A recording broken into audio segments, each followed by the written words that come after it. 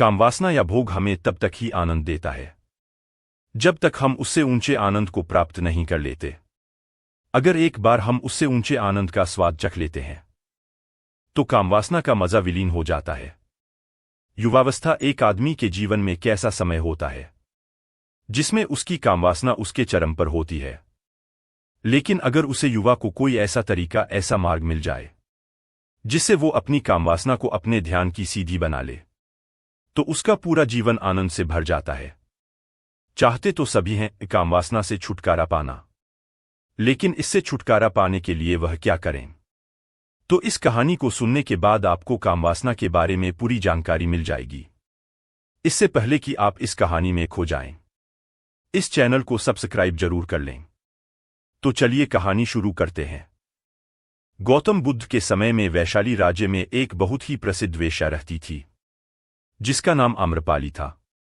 वो बहुत ही सुंदर थी और उसे नगर वधू घोषित कर दिया गया था, यानी कि पूरे शहर की पत्नी। उसके महल के द्वार पर सदा सोने के रथ खड़े रहते थे, यहां तक कि महान राजाओं को भी उससे मिलने के लिए इंतजार करना पड़ता था। वो केवल एक वेश्या थी, लेकिन इतनी अमीर हो गई थी कि वो राज्य खरीद सकती थी। आम्रपाली का शरीर जितना सुंदर था उससे कहीं सुंदर उसकी आत्मा थी, जो सच्चे प्यार के लिए तरसती थी। क्योंकि आम्रपाली खुद से वेश्याएं बनी थी, उसे जबरदस्ती राजा ने वेश्या बनाया था। आम्रपाली के वेश्या बनने के पीछे एक कहानी है।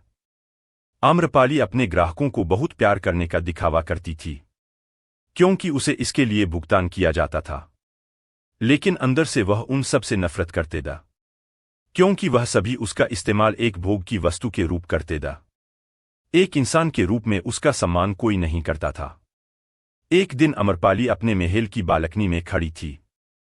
अचानक उसने महल के सामने से एक युवाबोध भिक्षु को गुजरते हुए देखा जिसके पास कुछ भी नहीं था सिवाय एक भिक्षा पत्र के, लेकिन उसके पास जबरदस्त जागरूकता थी और लोगों को खुद की ओर आकर्षित करने की अद्भुत शक्ति थी। जब युवाबोध भिक्षु ने ऊपर की तरफ देखा तो आम्रपाली उसे देख रही थी। युवा भिक्षु ने आम्रपाली की ओर देखते हुए बेहद सम्मान भाव के साथ आम्रपाली को प्रणाम किया। आम्रपाली एकता कुछ युवा भिक्षु को देखते रही क्योंकि पहली बार किसी ने आम्रपाली को सम्मान की नजरों से देखा था। किसी ने पहली बार उसे इंसान होने का एहसास दिलाया था। आम्रपाली तुरंत सीढ़ियों से नीचे उतरी और बाहर आकर उसे युवाबोध भिक्षु के पैर छुए और कहा, प्रभु कृपया आज के दिन आप मेरे वर्तमान बने और मेरे महल में चलकर भोजन स्वीकार करें।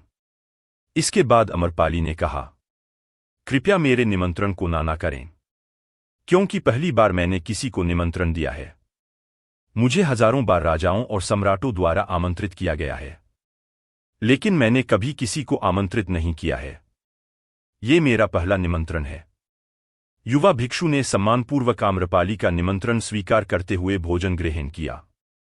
भोजन देने के बाद आम्रपाली ने कहा, प्रभु आज से 3 दिनों के बाद बारिश का मौसम शुरू होने वाला है जो कि 4 महीना तक रहेगा और मैं आपको अपने घर में 4 महीने रहने के लिए आमंत्रित करती हूं। आने वाले 4 महीना के लिए यह महल आपका आश्रय होगा। मैं आपको पूर्ण रूप से आश्वस्त करती हूं कि मैं किसी भी प्रकार से आपके ध्यान में बढ़ा नहीं बनूंगी, बल्कि जितना मुझसे हो सकेगा आपके ध्यान की सुविधाओं को सुगम बनाने का प्रयास करूंगी। युवा बौद्ध भिक्षु ने कहा कि माफ कीजिएगा देवी, लेकिन इस विषय में मैं स्वयं निर्णय नहीं ले सकता। मैं आपके प्रस्ताव के विषय में बुद्ध से पूछूंगा। अगर वो मुझे अनुमति देंगे तो मैं आपके महल में आश्रय अवश्य स्वीकार करूंगा। इतना कहकर वह बौद्ध भिक्षु वहां से चला गया। इससे पहले कि वो भिक्षु बुद्ध के पास पहुंचता और आम्रपाली के प्रस्ताव के बारे में कुछ बताता, उससे पहले वहां पर मौजूद अन्य भिक्षु बुद्ध के पास पहुंच गए और बुद्ध से कहा, आप उसे युवा भिक्षु को रोकिएगा। आम्रपाली ने उसे 4 महीने रहने के लिए अपने घर पर बुलाया है। आम्रपाली एक वेश्या है और एक भिक्षु एक वेश्या के घर में 4 महीने रहे, यह सही नहीं है। इससे हमारे संघ में गलत संदेश जाएगा। बुद्ध ने कहा, कृपया आप लोग शांत हो जाएं और उसे भिक्षु के आने की प्रतीक्षा करें। थोड़ी देर बाद वह युवा भिक्षु बुद्ध के पास आया। उसने आते ही बुद्ध के पैर छुए और उन्हें पूरी कहानी सुनते हुए कहा, बुद्धनगर की एक आम्रपाली नाम की महिला ने मुझे बारिश के 4 महीने अपने घर पर रहने के लिए आमंत्रित किया है। मैंने उसके निमंत्रण कभी कोई जवाब नहीं दिया। मैंने उससे कहा है कि अगर आप मुझे उसके घर पर रहने की आज्ञा देंगे तभी मैं उसके घर पर रहने के लिए जाऊंगा। आठ बुध आप जो कहें मैं वही करूंगा। शब्द का प्रयोग ना करते हुए केवल महिला शब्द का प्रयोग किया। बुद्ध ने उसे युवा भिक्षु की आंखों में देखा और कहा तुम रह सकते हो। तभी अचानक एक बुढ़ा भिक्षु खड़ा हुआ और बोला कि बुद्ध यह सही नहीं है, यह युवा भिक्षु एक सच्चाई छुपा रहा है। इसका कहना है कि एक आम्रपाली नाम की महिला ने अपने घर पर रहने के लिए इसे आमंत्रित किया है, लेकिन वह एक महिला नहीं है, वो एक वैश्य है। बुद्ध ने कहा कि मैं जानता हूं, और क्योंकि इसने वैश्य या शब्द का प्रयोग नहीं किया है, इसका अर्थ है कि इसके मन में उसके लिए सम्मान का भाव है, इसीलिए मैं इसको वहां रहने की अनुमति दे रहा हूं। वहां मौजूद हजारों भिक्षुओं को विश्वास नहीं हो रहा था कि बुद्ध ने एक युवा भिक्षु को एक वेश्या के घर में रहने की अनुमति दे दी है। अगले 3 दिनों के बाद वो युवा भिक्षु आम्रपाली के घर रहने के लिए चला गया। उसके जाते ही वहां पर उपस्थित अन्य भिक्षु उसके विषय में तरह तरह की बातें बनाने लगे। बुद्ध ने सभी को शांत करते हुए कहा, मुझे मेरे ऊपर विश्वास है, मैंने उसकी आंखों में देखा है कि उसके भीतर तनिक भी भोग की इच्छा नहीं थी। अगर उसे भिक्षु ध्यान गहरा है तो वो आम्रपाली के हृदय को परिवर्तित कर देगा, और अगर भिक्षु का ध्यान गहरा नहीं है तो आम्रपाली अपने शारीरिक आकर्षण से भिक्षु को परिवर्तित कर देगी। ये एक प्रश्न है ध्यान और शारीरिक आकर्षण का, जिसका उत्तर हमें 4 महीने के बाद मिलेगा। बुद्ध की बात सुनकर वहां पर उपस्थित भिक्षुओं ने कहा कि बुद्ध उसी युवा भिक्षु पर बहुत अधिक भरोसा करके अनावश्यक आप जोखिम उठा रहे हैं। वो भिक्षु युवा है और आम्रपाली बहुत सुंदर है। समय प्रारंभ हुआ, वर्षा ऋतु के 4 महीने बीत गए और वो युवा भिक्षु वापस से गया।